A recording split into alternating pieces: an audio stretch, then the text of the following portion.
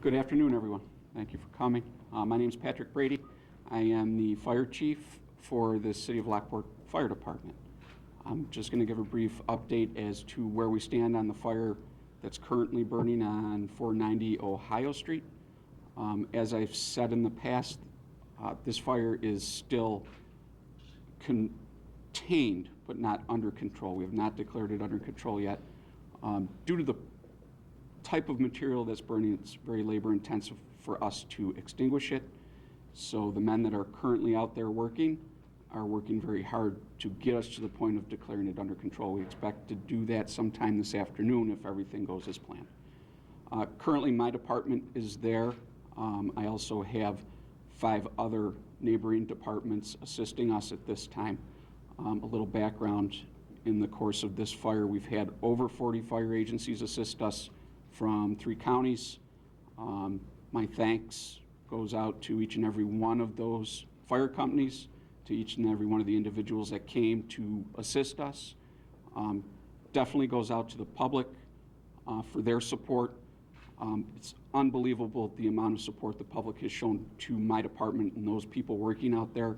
Can't tell you how much bottled water, Gatorade, food that's been dropped off in the last 12 to 14 hours. Just incredible, and you all have our thanks. As far as the fire goes right now, again, it's not under control, it's contained, and there's still a fair volume of smoke coming off that fire. The smoke and the amount of flame was the reason last night we asked for a mandatory evacuation of several neighborhoods in the area. I'm still holding that evacuation right now just for the fact that we haven't called it under control. I really don't have a lot more at this point. A bunch of men, they're working very hard in now very warm conditions. So thank you, and I'm going to let Chief Neathie in. I'm Chief Neathie at Lockport Police Department. The first call came in yesterday at 6:35 p.m. It was actually discovered by a Lockport police officer on routine patrol. Shortly thereafter, we received a flurry of calls of the fire on the Stevens Street area. Lockport Police were assisted by Niagara County Sheriff's Department. They brought their command post vehicle to the scene. They helped with communications. We appreciate that. New York State Police were on scene, helping with traffic control and crowd control. Niagara County Auxiliary Police has been on the scene going on 18 hours now, and some of these officers on scene have been there for going on 18 hours, and they were on duty for a few hours before it even happened. So I want to thank all those officers and all the outside departments that helped us. Basically, we helped with traffic control, crowd control, and the evacuation of the homes in the area. At this point, I'm going to turn it over to Mayor McCaffrey. Yes, to add to that, in terms of our water supply, we typically produce about 4.5 million gallons of water a day. Over the last day, we've been producing 11 to 12 million gallons to put out that fire. Our plant was pretty much maxed out, but we were able to keep up with the supply that was needed. So the water has been working sufficiently. The DEC and the Niagara County Health Department have been in the city last night and this morning as well. They've been monitoring the air quality and the water quality. Right now, the water quality appears to be fine. We're not seeing any adverse issues with our water. We do not have any air quality issues at this time that the health department has identified. They've been identifying certain areas throughout the city and monitoring the air quality in those areas, and they've determined right now that it's satisfactory. Certainly we know there's a smoky odor in the area, and certainly the fire is still burning. So we are concerned about that, but at this point the health department is telling me that. The DEC is also monitoring, as I indicated, and will continue to do so. I would certainly like to thank our firefighters who've been there working diligently overnight, putting themselves at risk to put this massive fire out. We can't thank them enough. And the multiple agencies that have assisted us, it's really absolutely overwhelming. The support that has come to Lockport since last night, absolutely overwhelming. Businesses coming through, residents, people delivering pizzas and water and granola bars, and really everyone coming out to support our fire department, our community, and to make sure that our residents are safe. As the fire chief indicated, residents are not allowed to enter their homes at this point. He will let us know when it is safe for them to do so. We'll be continuing to monitor that. We may issue a press release later this afternoon with more information pertaining to that. I'm trying to think if there's other issues I wanted to mention. The fire is under investigation right now. I can't comment on that. We certainly are investigating that, and as soon as we have information to share on that, we certainly will do so, but we don't have that information to share at this time. And I'm happy to answer questions, and our other team can as well. Mayor, do you know how many homes and people were affected, the number here? There were 9 streets in the immediate vicinity. I don't know the total number of homes, but it was 9 streets. In light of what you just said, you might not be able to answer this, but I have to ask it anyway. The owner is suggesting that it's arson. Is there any comment you can make on that? I can't comment on that. I don't know if the fire chief would like to comment on that. Truly, the fire is under investigation. The fire still is currently under investigation. I don't have a lot to say on it because the investigation is ongoing, and I would be speaking out of turn by making any sort of statement now that I can't have any facts to follow. Are you aware of the owner's comments? Have you talked to him? I have spoken to the owner, yes, sir. Have you looked at the video that is? I have not. Earlier this morning, you talked about the evacuations, and you mentioned that some people were going back to their homes. Now you're saying it's mandatory. Is it still that 9-block area? Is it much smaller? Can you give specific areas? It is still the 9 streets, and if I had said this morning that I was letting people back in, I obviously misspoke because we have not cleared anybody to return to their homes at this time. We heard some reports that some of the homes had soot, ash, debris. I guess, can you elaborate a little bit more on that, like what homes and what kind of damage you're seeing? Quite frankly, the homes on Stevens Street, some of them probably do have soot and ash on them. Some very brave and hard work performed by a large group of firefighters prevented any of those homes from catching fire. They were located fairly close to that facility. I could tell you as the fire chief, I had some concern over the proximity of the homes to the fire that was going on behind them. And again, some very brave people doing some very hard work prevented that from happening. No serious damage to those homes, sir? Not that I have noted. What is burning, just to clarify? What is burning at the plant? Exactly, that's It is a ground crumb rubber that is burning. Not particularly on playgrounds. I believe most of their product goes for use on turf football fields. When you see the cloud of black smoke or debris when someone's tackled, that's what they use it for. You mentioned the number of fire agencies and various places they came from. Did you ever ask them the total number of firefighters that fought this fire? Over 200 at this point. There's a lot of different buildings back there. Can you say how many buildings actually caught fire or where it kind of started and spread to? At this time, I believe there are 4 buildings that were involved, and they were mostly storage buildings, not production buildings. Describe the scene back there. Twisted metal Yes. buildings? Twisted Metal, right now, we have some heavy equipment in working on those buildings to help us get to the seat of the fire inside. Some fallen roofs and some high walls so that we can continue to extinguish what's burning inside. Is the reason the residents aren't allowed back is because of the smoke is so toxic? Or what's the major reason? As the mayor stated, the smoke is not toxic. The department, or our Niagara County Department of Health, has said that the smoke is actually... They're telling me that the air quality is satisfactory in the vicinity.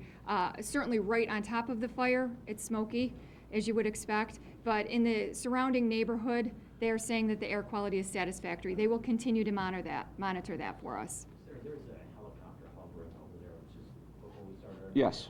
Can you tell us the purpose of that? That purpose is so that myself, the Niagara County Fire Coordinator, and various other individuals could get a look at what was burning from above. Whose helicopter is it? Niagara County Sheriff's Department. Chief, if you can talk about sort of your plan of action for putting out the flames from here on out. This morning you said you were just using water, you weren't using foam. How do you go forward? Is there any possibility of burying versus burning versus putting water on it? What's the best plan? The best plan is we'll continue to pour water on it.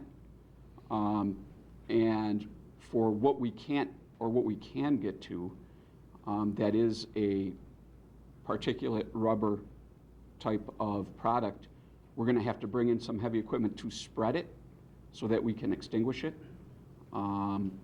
It's very time consuming. It's today very hot and very hard work for the firefighters to do, and it quite frankly is going to create smoke as we go. Can you talk about those conditions? Describe what it's like for those firefighters. You had mentioned earlier equipment. It's 90 degrees. It's hot. They've been out there a long time. For lack of a better term, that's 70 pounds of snowmobile suit that each firefighter is wearing in 90-degree heat. They are performing evolutions that are physical, and so hydration is certainly an issue for what we have going on there. We're watching for heat exhaustion and just working really hard. Sir, the mayor made mention of the water usage. I mentioned a lot of it is attributed to perhaps extrapolate about how much water you put on that fire. Couldn't even estimate at this Okay. point. And we could do that, but you're also drawing from the canal. Any We are. idea how much you've drawn from the canal? I do not have a number on that because we've changed, we are constantly trying to change out fire apparatus, Yeah. especially as the weather gets warmer. The fire apparatus is working hard and heating up, so we are changing the apparatus as time goes. It's every 2 or 3 hours we're changing the apparatus, all except for my equipment, which has been in place since 6:40 something last evening. So there's no way to tell how much you've taken on the canal? I So cannot water tell. line actually. Yeah, I had not seen it, quite frankly, no. The major reason for keeping the residents out, just, do you wanna have the fire out before they can get back in? Is that- At the very least, under control. It's a safety thing for me personally. I don't want to let residents back in an unsafe situation. Not that there's any fear of their homes catching fire or anything like that at this point. It's just strictly a safety factor for me as the fire chief. How soon do you think will be before residents can get back home, and how do you plan to alert them when they can? I'm hoping we'll have them back home later this afternoon. As far as alerting them, I'm sure it'll be done over the radio and social media. What do you still need to do in terms of the investigation? If you can't comment about the actual content, can you at least describe it procedurally? I cannot prescribe it procedurally because I'm not conducting the investigation. Is anyone there? The Office of Fire Prevention and Control, they're here from New York State to assist with the investigation. I have a fire investigator there. Niagara County has fire investigators there. It's a combined effort. I believe the ATF is here assisting also. Now this is the second fire in recent years at that same location. Is there anything that was done after the previous fire that could have prevented this, and also what will be done after this one? As far as preventing this, I don't have a cause for the fire yet, so I can't really say that. I can tell you that the owner of that facility has taken steps in the very recent past to make it a safer place. He was actively working on it before this fire. So I get that rubber is very hot. I understand that heats up a lot. What other obstacles in addition to rubber are creating this environment where all you can do is contain it right now, but not actually put it out? It's the size and scope of the facility and the product itself. It's rubber. It's very tough to extinguish. What's the square footage of the facility? I do not have that fact. I'm sorry. Your Honor, just a follow-up on a question asked just a minute ago about the 2012 fire, because the city did send a letter to the company then known as Liberty Tire, laying out a bunch of code violations. They had to get an operating permit just to start up again, and I guess it was all shut down. Can you just talk a little bit about that part of the history of it? Briefly, there is a different name to the company now. It is High Tread. It is no longer Liberty. I know that we have been working with them, as Chief Brady indicated, to improve the safety of their facility, and I know that that was something they were aware of and working towards. And I concur with Chief Brady. Until we know the actual cause of the fire, it's hard to say much more about if it could have been prevented and where we go from here. Chief, you had Maybe- mentioned the size and the scope of this fire, the fact that there were no injuries, no other homes caught fire. that has to be at least a little bit of a bright spot during this, almost 24 hours. Absolutely, not even a little bit. It's a large bright spot. The fact that we managed to save the residences from catching fire on the street immediately adjacent to that facility, incredible work. And so far, as time has gone on, that we haven't had an injury that has demanded medical attention, speaks volumes to the amount of safety that we're trying to apply to the scene for our guys, for the firefighters. We also got a couple of questions about some neighboring buildings. Somebody had mentioned a nearby pet store. Do you have any information on I do that? not. I do not. Well, people who might have special needs and they need to get back into their house, what should they do? Where should they go? That I don't have a proper answer to at this time. They would probably want to try and contact my department or the police department to express what they need to have done, and we'll assist them as best we can. If I could add one other thing, we did have shelters open last night in the city for residents who were displaced from their homes. The Salvation Army had 4 families there overnight. North Park Junior High School had 4 individuals there, and I believe the South Lockport Fire Hall was open as well. If we are going to have those residents displaced into tonight, we will be looking at that same arrangement, but we plan to issue a press release later this afternoon to alert the residents if it's safe for them to return to their home or if we're going to be in this situation tonight. We're hopeful that they can return tonight, but we have not gotten that timing yet from the chief. So as soon as we know that, we will inform the public. We'll get a press release out there to everyone here. We'll put it on the Lockport Police Department Facebook page and notify everyone. Your Honor, you had said the company changed names. Had it changed owners, or was it owned by the same people? I believe it was the same owner. So they did the same kind of manufacturing then? Pardon me? They did the same kind of manufacturing 4 years ago? That's correct. Mayor McCarthy, since it's happened twice, would you recommend a zoning change? Maybe move them to a business park so something like this doesn't happen again? That's certainly something we'll be looking at all aspects of this as we go forward, and once we get more information from the investigation, we'll be looking into all different matters such as that. How many employees were there at the time of the fire? I don't know about the exact time of the fire. I believe they have about 100 employees there that work there. I don't know how many were there at the time. You mentioned that the water usage has been a lot higher on the town than normal, and you're drawing from the canal. How is it right now? Do you have enough water to continue fighting these fires? We do. I spoke to our water treatment chief earlier today, and right now it's working. It's satisfactory. He indicated that the plant is definitely maxed out. We are drawing the largest capacity that we've drawn of water in some time, really in recent history. So the plant is functioning well, but it's certainly been under stress producing that much water, almost 3 times the amount that we typically would at a given time. Are there any concerns on that going forward if this isn't solved by the end of the day, if it has to continue into tomorrow?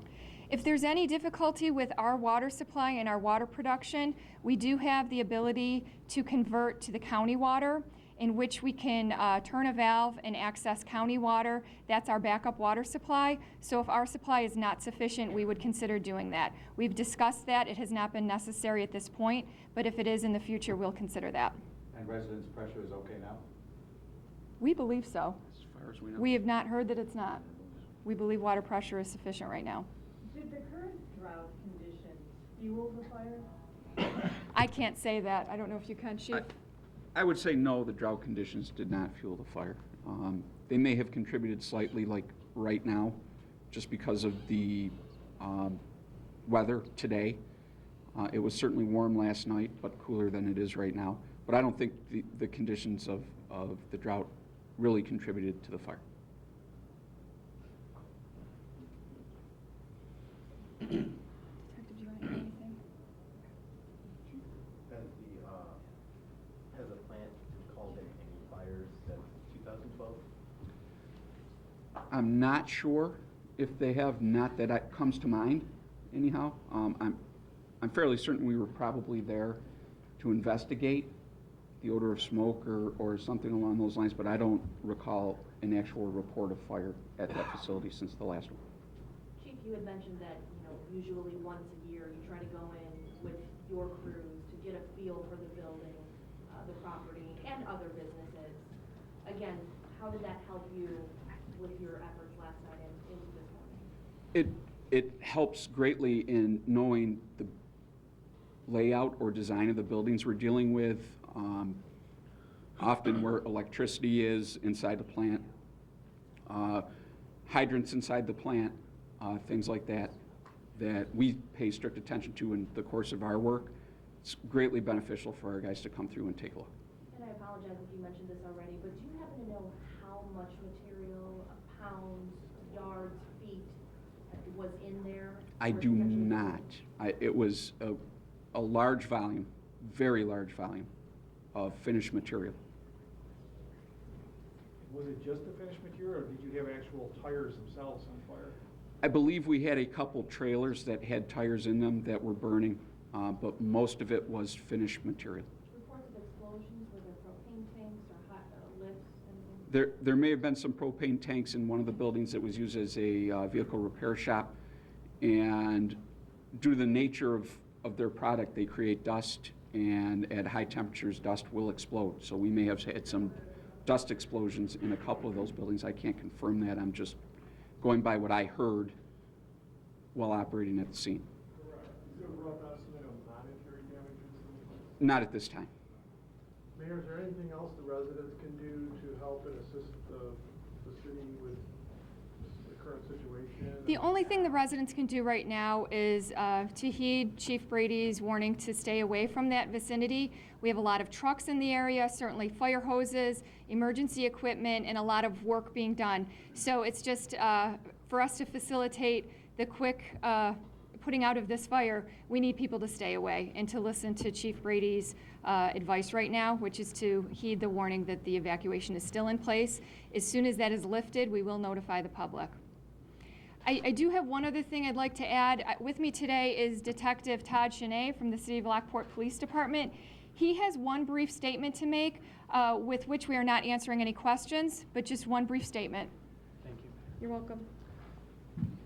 As the mayor said, what I'm here to say, we're not going to answer any questions after this, but I feel it's necessary to put it out there because it is on social media. There may be somebody inside the building at the time of the fire. We're actually investigating that right now. There are reports of it. The individual, who obviously I'm not going to give the name,